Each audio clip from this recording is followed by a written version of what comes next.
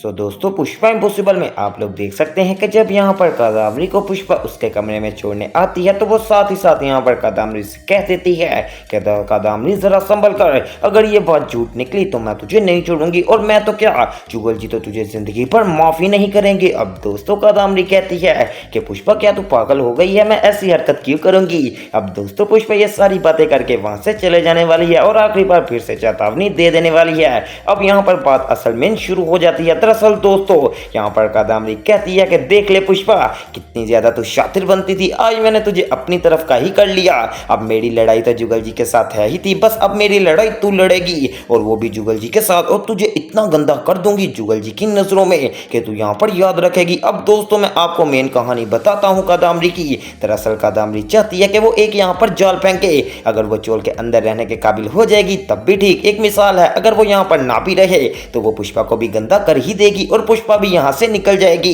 दोस्तों हो कुछ यूं गया है कि अब जो पुष्पा है वो अपनी लड़ाई नहीं बल्कि कादावरी की लड़ाई लड़ रही है, वो भी यहाँ पर जुगल जी के साथ, जो कि बहुत ही ज्यादा गलत बात है। दूसरी तरफ दोस्तों आप लोग देख सकते हैं कि यहाँ पर जो जुगल जी हैं वो बखुद्रा वगैरह के साथ बैठे होते हैं और कहते हैं कि ये कैसी बात हो गई, अभी कादावरी ने जाना था तो तभी उसे फोन आया कि वो प्रेग्नेंट है, मुझे तो पक्का यकीन है ये कोई यहाँ पर झूठ बोल रही है। तो दोस्तों बखुद्रा कहता है कि जुगल ऐसे नहीं बोलते, क्या पता वो सच बोल रही हो, तेरे बच्चे की तो बात है, उसने ऐसा क्यों झूठ बोलना है, कुछ देर में बच्चा भी तो आ ही जाएगा और दूध का दूध पानी का पानी हो जाएगा। तो दोस्तों सुशीला कहती है कि जुगल ये भी तो हो सकता है ना कि ये तेरा और यहाँ पर कादावरी का दोबारा से जुड़ने का रास्ता हो, तुम लोगों का बच्चा। अब दोस्तों जुगल यहाँ पर सर पकड़ कर बैठ जाने वाला है कि ये कैसी बात कर रहे हैं, ऊपर से हैं भी सुशीला भाभी मुझसे बड़ी, अब मैं इनको क्या ही कहूँ कि मैं कादावरी के साथ जिंदगी नहीं गुजार सकता, वो बहुत ही बड़ी फसादन औरत है। दूसरी तरफ दोस्तों चोल के अंदर बैठी होती है पुष्पा अपने बच्चों के साथ और अश्विन वगैरह से बात कर रही होती है कि ये कैसी ही बात हो गई, चलो कोई बात नहीं, कल हमने यहाँ पर जाना ही है डॉक्टर के पास, तब हमें यहाँ पर दूध का दूध और पानी का पानी हो ही जाएगा। इतनी ही देर में दोस्तों बात करते करते पीछे से आ जाने वाला है जुगल सर तलवार और वो आकर कहता है कि पुष्पा ये फैसला कल नहीं होगा बल्कि आज ही होगा, और वो भी सबके सामने, जा रहा हूँ कादावरी को उसके कमरे से लेने, चल जल्दी से पीछे मेरे आ जा। अब दोस्तों यहाँ पर जुगल चले जाने वाला है कादावरी के कमरे में और जाकर यहाँ पर कादावरी का कमरा खोलकर सीधा कादावरी की बाजू से पकड़ लेने वाला है और कहता है कि चलो कादावरी बाहर आओ, तुम्हारे साथ मैंने जरूरी काम जाना है। अब दोस्तों यहाँ पर खींचातानी करके जुगल ले आता है कादावरी को बाहर और बाहर लेकर जैसे ही आता है तो दूसरी तरफ से पुष्पा भी बाहर आ जाती है और आकर कहती है कि जुगल ये तू क्या कर रहा है, कादावरी को इस हालत में वो भी यहाँ पर इतनी जोर जोर से खींचातानी कर रहा है, ये बिल्कुल ही गलत बात है, ऐसी घटिया हरकत नहीं करते। तो दोस्तों जुगल कहता है कि पुष्पा कुछ नहीं होने वाला इस कादावरी को, ये बहुत ही ज्यादा झूठी है, ये हमें बुद्धू बना रही है और तुम लोग भी इतने सीधे कि इसकी बातों में ही आई जा रहे हो, पता नहीं किस तरह के लोग हो। तो दोस्तों पुष्पा कहती है कि तू चल, मैं खुद कादावरी को लेकर आती हूँ, इतना दुबड़ा यहाँ पर बनने की कोशिश न कर। अब दोस्तों पुष्पा कादावरी और जुगल जाने वाले हैं यहाँ पर हॉस्पिटल ताकि पता लग सके कि क्या सच में कादावरी प्रेग्नेंट है या फिर नहीं। अब दोस्तों यहाँ पर पीछे से जो घर वाले हैं वो भी कहते हैं कि मम्मी तू पहुंच, हम थोड़ी देर में तेरे पीछे पीछे आ रहे हैं। अब दोस्तों यहाँ पर पुष्पा और जो कादावरी है वो दोनों बैठ जाने वाले हैं गाड़ी में और जुगल भी यहाँ पर अगली सीट पर बैठ जाता है और रास्ते में यही सोच रहा होता है कि आज अगर कादावरी ने झूठ बोला तो मैं इसको इतना बुरा पेश आऊंगा कि जिंदगी में कभी इसने सोचा भी नहीं होगा। और दोस्तों दूसरी तरफ यहाँ पर सीट पर बैठी कादावरी भी सोच रही होती है कि अब यहाँ पर लगता है जुगल मुझे निकाल कर रहेंगे, मुझे इसका कोई यहाँ पर पक्का सोल्यूशन ढूंढना पड़ेगा। अब दोस्तों कादावरी गाड़ी के अंदर बैठी बैठी मैसेज कर देने वाली है उसी डॉक्टर को कि मैं आपके पास आऊंगी तो आपको अच्छे खासे पैसे भी दूंगी, बस आपने मेरी जो है जहाँ यहाँ पर प्रेगनेंसी रिपोर्ट है उसको पॉजिटिव ले आना है। अब दोस्तों दूसरी तरफ एक बहुत ही बड़ी गुड न्यूज है, यहाँ पर प्रोफेसर शास्त्री जो केस जीत गए थे ना,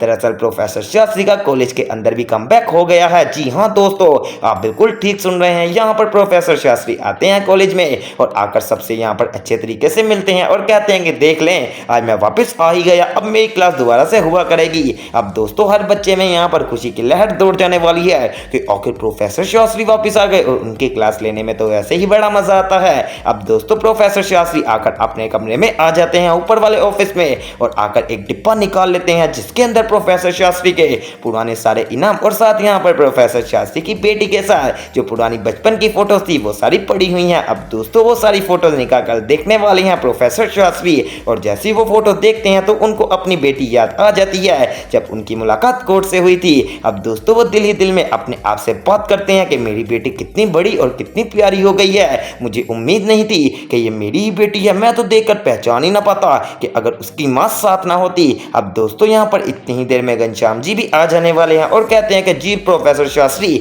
मानना तो पड़ेगा कि आपकी बेटी बहुत ही ज्यादा सुंदर और तमीजदार है, उसने एक लफ्ज भी नहीं बोला, बल्कि यहाँ पर मुझे तो ऐसा लग रहा था कि जैसे आपके हक में गवाही देना चाहती है, लेकिन अपनी माँ की वजह से चुप है। और मैं ये तस्वीर इतनी देर से देखता आ रहा हूँ, मैं तो आपकी बेटी को पहचान ही नहीं पाया। तो दोस्तों प्रोफेसर शास्त्री कहते हैं कि घनश्याम जी आपका बहुत शुक्रिया कि आपने कोर्ट में मेरा इतना ज्यादा साथ दिया। तो घनश्याम जी कहते हैं कि मैंने कौन सा गलत कहा, मैंने तो वो कहा जो मैंने यहाँ पर सच अपनी आंखों से देखा था, इसमें आपका भला हो गया, ये मेरा कोई कमाल नहीं। वैसे दोस्तों सच में ये बात तो माननी पड़ेगी कि यहाँ पर घनश्याम जी ने बहुत ही ज्यादा साथ दिया है प्रोफेसर शास्त्री का, और पुष्पा ने भी।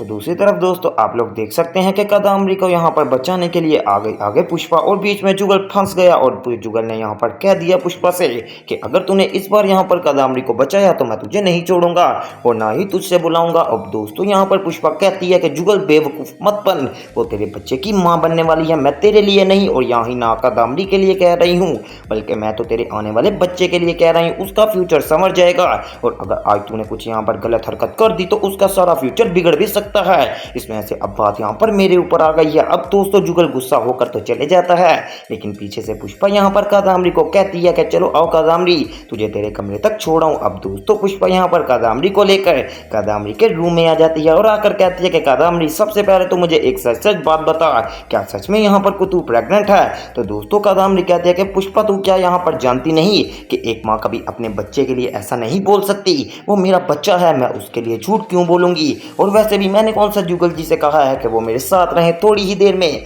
जब बच्चे की डिलीवरी हो जाएगी तो मैं यहाँ से चोल से चली जाऊंगी। दोस्तों अब मैं आपको यहाँ पर बात बताता हूँ कि आखिर कादम्बरी ऐसा क्यों कर रही है। दरअसल कादम्बरी चाहती है कि तकरीबन वो 2 से 3 महीने यहाँ पर चोल में इस तरह रह भी लेगी, और जब यहाँ पर बच्चा का होने का टाइम आएगा वहाँ पर कोई नया बहाना बना भी सकती है, हो सकता है कि पुष्पा के ऊपर नाम लगा दे और यहाँ पर डॉक्टर्स को पैसे देकर अपने साथ मिला ले कि पुष्पा ने मुझे सीढ़ियों से धक्का दिया था और इसमें से मेरे बेबी को यहाँ पर जाया हो गया है। ये तो दोस्तों फिलहाल बात की बात है, लेकिन अगर हम यहाँ पर अभी की बात करें तो अभी तो सीन ये है कि यहाँ पर जो पुष्पा है उसने कादम्बरी के ऊपर तरस खा लिया है, जो कि एक बहुत ही बड़ी गलती करती है मेरी नज़र में। मैं अगर यहाँ पर इसकी जगह होता तो अगर कोई बंदा यहाँ पर हमें बार बार धोखा दे जाए, इसका मतलब यही है कि हम उसकी बार बार बातें को सहे जाएंगे, ऐसा हरगिज नहीं हो सकता, और ये पुष्पा बहुत ही ज़्यादा गलत कर रही है। हालांकि पुष्पा को यहाँ पर इस बारे में ज़रूर सोचना चाहिए कि मुझे यहाँ पर इस बार कुछ ना कुछ यहाँ पर बढ़िया ही करना चाहिए, लेकिन दोस्तों पुष्पा की अकल के ऊपर पड़ चुका है यहाँ पर पर्दा। दूसरी तरफ दोस्तों अब यहाँ पर जो जुगल है वो बात कर रहा होता है